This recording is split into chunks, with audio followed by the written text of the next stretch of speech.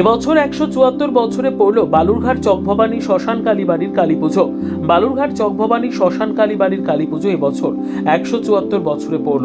বালুরঘাট চকভবানী শ্মশান কালীবাড়ি social welfare সোসাইটির সদস্যদের পরিচালনায় এই পুজোর জোর কদমে প্রস্তুতি শুরু হয়েছে।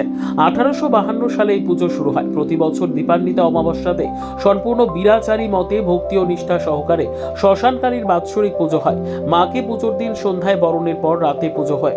কারণ ও পাঠা বলি সহ বোয়াল মাছ, শোল মাছ এবং পাঠার মাংস দিয়ে মায়ের পুজো হয়। পুজোর পরের দিন সকাল থেকে দুপুর পর্যন্ত মায়ের অন্নভোগ বিতরণ করা হয়। দীপান্বিতা অমাবস্যা ছাড়াও প্রতি মাসের অমাবস্যাতে এখানে কালী পুজোর পাশাপাশি মায়ের প্রসাদ বিতরণ করা হয়।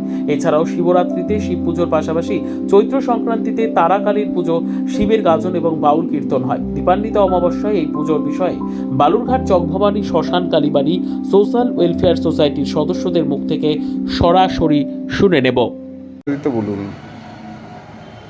আচ্ছা, আমাদের এই কালী মন্দির স্থাপিত হয় 1852 সালে।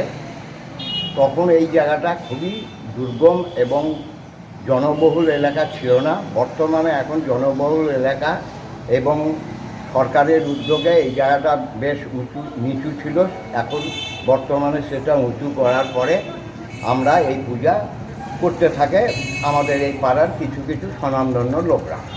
যাই হোক, বহুদিন ধরে এই পূজা চলছিল, কিন্তু ভীষণ ত্রুটি বিচ্যুতির মধ্যে এই মায়ের পূজা সমাপন হতো।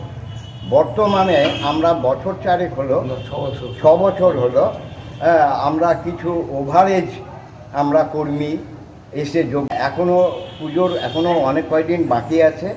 আমাদের কর্মসূচি আছে যে এখানে পুজো হবে, সুস্থ হবে এবং বহু ভক্ত বাইরে থেকে এসে সমাগম হয়।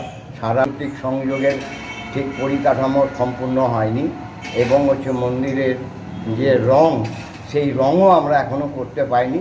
তবুও চেষ্টা করছি, আমরা অনবরত কাজ চলছেই, সবারই সাহায্যার্থে এইভাবেই আমাদের এই কাজ চলছে। আর পূজা আমাদের এইটা হয় তান্ত্রিক মতে এবং সারা রাত্রিব্যাপী বিরাচার মতে পুজো হয় এবং এখানে বহু ভোগ, মিষ্টি ভোগ এবং বহু ভক্তগণ এখানে আসে সমাগম হয়।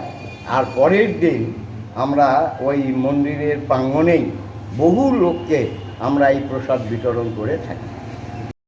ব্যুরো রিপোর্ট, উত্তর বাংলা সংবাদ।